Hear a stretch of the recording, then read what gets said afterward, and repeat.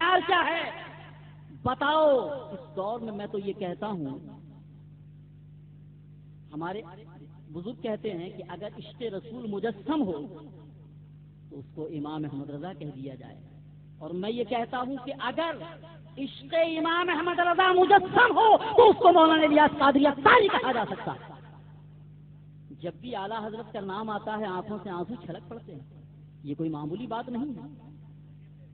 پورے بریلی شریف میں داخل ہوں تو ننگے پیر جائیں، ہم میں ہے کوئی جو اتنے ادب و احترام کے ساتھ جاتا ہو؟ یہ اعلیٰ حضرت کے نام پر کھانے پینے والے کبھی اعلیٰ حضرت کے سچے وفادار نہیں ہو سکتے۔ وہ شخص تقریر کرے تو اعلیٰ حضرت کا نام، اور تحریر لکھے تو دو دو تین تین سطر میں اعلیٰ حضرت کا نام کی، یہ منافقت ہے یہ۔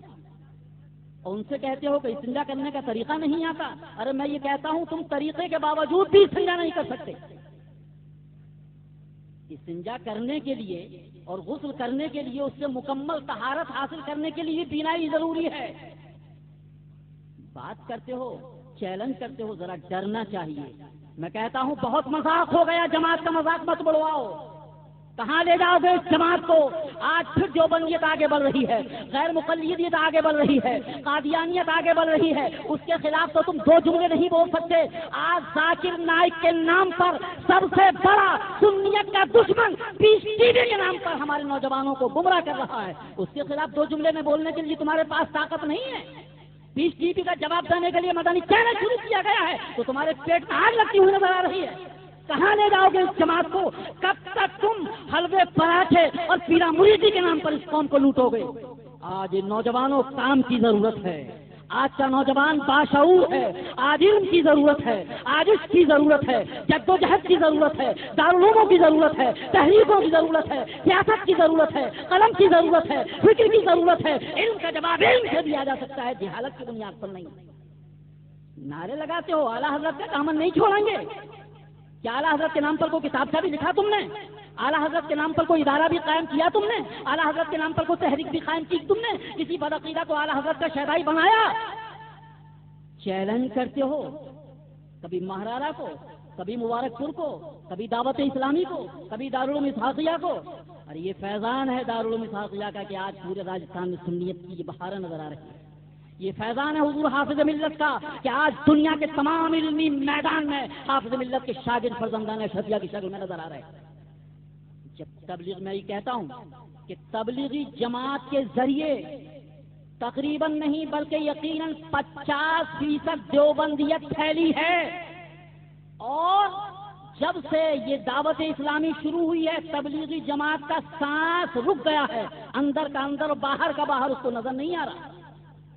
میں نے انٹرنیٹ کھولا دارالعلوم دیوبند کا، وہاں کے مفتیوں سے سوال کیا گیا کہ علماء دیوبند تم کیا کر رہے ہو؟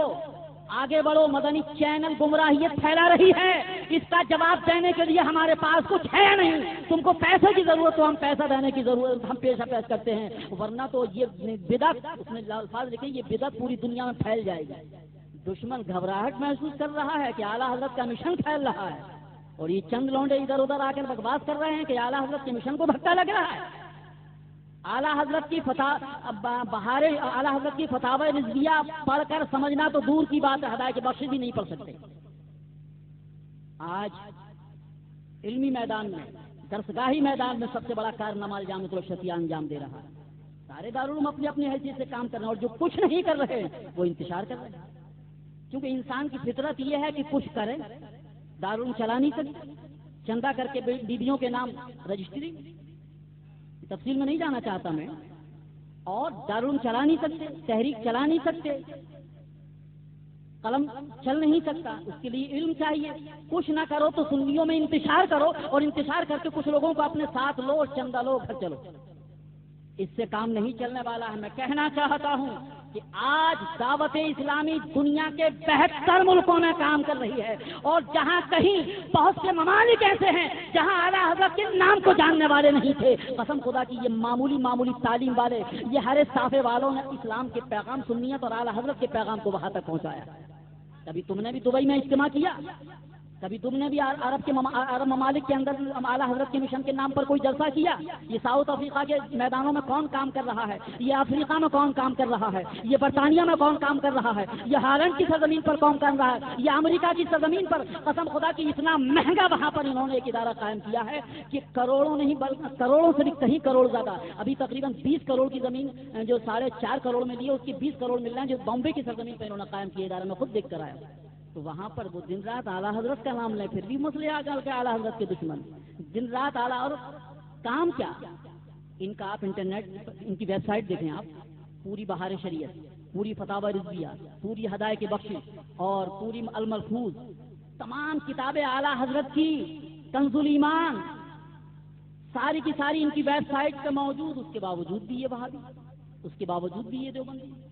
ابھی مہاراج شریف میں عرس تھا تو حضور امین ملت، جانتے ہو مہاراج شریف کو؟ جہاں اعلیٰ حضرت مرید ہونے کے لیے گئے تھے اسی خان بادے کے سجادہ نشین امین ملت حضور امین میاں صاحب قبلہ دامت برکاتہ القدسیہ، انہوں نے بڑے افسوس کے ساتھ اپنی آخری خطاب میں کہا، ہم کو بھی صلح کلی کہہ رہے ہیں کچھ لوگ، آخر وہ مشین دکھاؤ کہ جس مشین میں نکال کر تم دیکھتے ہو کہ یہ صلح کلی ہو گیا، یہ وہابی ہو گیا، یہ دیوبندی ہو گیا، اس کی سنیت کہیں سے نکل گئی، وہ مشین ہے کہاں؟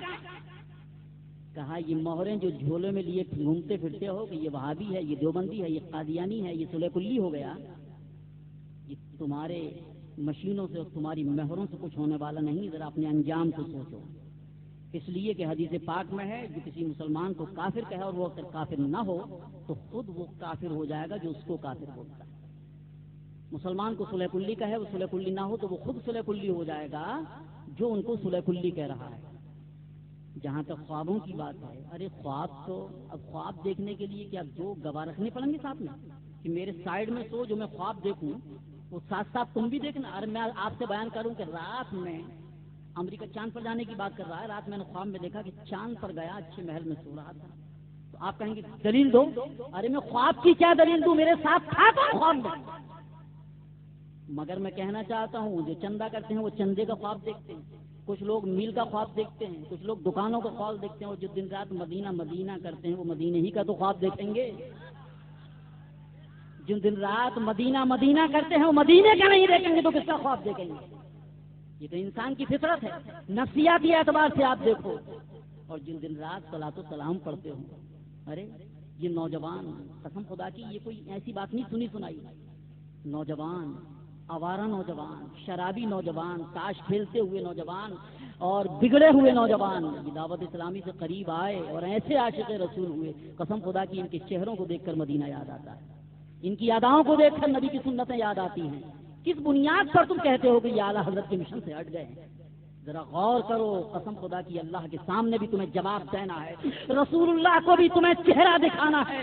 قسم خدا کی نبی کا دشمن کبھی نبی کا ایسا شہدائی نہیں ہو سکتا، اس لیے کہ ہم دیوبندیوں کو بھی جانتے ہیں، قادیانیوں کو بھی جانتے ہیں، وہ دن رات سنت رسول کی بات کرتا ہو، وہ دن رات مصطفیٰ جان رحمت کی صدا لگاتا ہو، وہ صدائے مدینہ لگاتا ہو، وہ دوست کو پکارے تو مدینہ بولے، وہ دوست کو رخصت کرے تو مدینہ پکارے، وہ موبائل پر ہیلو کے بجائے مدینہ پکارے، کیا مدینہ مدینہ کہنے والا مدینے کا دشمن ہو سکتا ہے؟ یاد رکھو، پوری دنیا کی اکابر اہل سنت مولانا الیاس قادری کو سنی کہتے کیا ہیں، بلکہ مولانا الیاس قادری کو نگراں اور اس جماعت کا بانی بنانے والے کوئی اور نہیں تھے۔ اہل سنت کے سب سے بڑے مناظر حضرت علامہ ارشد القادری نے خود اپنے ہاتھ سے ان کو تبلیغی جماعت دعوت اسلامی کا امیر بنایا تھا۔ انہوں نے خود کبھی اپنے آپ کو امیر نہیں لکھا، وہ لکھتے ہیں تو سگے مدینہ لکھتے ہیں، وہ تو اپنے آپ کو غلام لکھتے ہیں، بندہ لکھتے ہیں، ناچیز لکھتے ہیں، حقیر لکھتے ہیں، اپنے ہاتھ سے کبھی انہوں نے نہیں لکھا۔ آخر کس بنیاد پر کہتے ہو کہ انہوں نے امیر لکھا؟ تم کسی مدرسے کا چہرہ نہیں دیکھا، کہیں سے دستار بندی نہیں حاصل کی، لمبے لمبے پوسٹروں میں نام، 3 سطر کے نام، میں پوچھنا چاہتا ہوں کہ نام لکھنے کا تم کو حق کس نے دیا؟ ارے مولوی ہو کر دکھاؤ یا علامہ تم کو لکھتا کون ہے؟ مگر مولانا الیاس قادری پہ اس قدر زیادہ اعتراض، میں کہنا چاہتا ہوں سنجیدگی کے ساتھ دیکھیے، ہمارا مقصد نہ کسی کا رد کرنا ہے، نادانی ہے، وہ بھی اپنے لوگ، سنجیدگی کے ساتھ سنو، آپسی اتحاد قائم رکھو، اہل سنت و جماعت کا قائم کرو، مسئلہ کہ اعلیٰ حضرت کی مشن پر چلو، اور جہاں تک ہو سکے سنتوں کی بہاروں پیدا کرنے کی کوشش کرو۔ اتحاد زندگی ہے اور اختلاف موت ہے۔ اسی چیز کو یاد رکھو، یہ حضور حافظ ملت کا نعرہ تھا۔ جس گاؤں میں اتفاق ہوتا ہے وہ گاؤں ترقی کرتا ہے، جس قصبے میں اتفاق ہوتا ہے وہ قصبہ ترقی کرتا ہے، جس صوبے میں اتفاق ہوتا ہے جو وہ صوبہ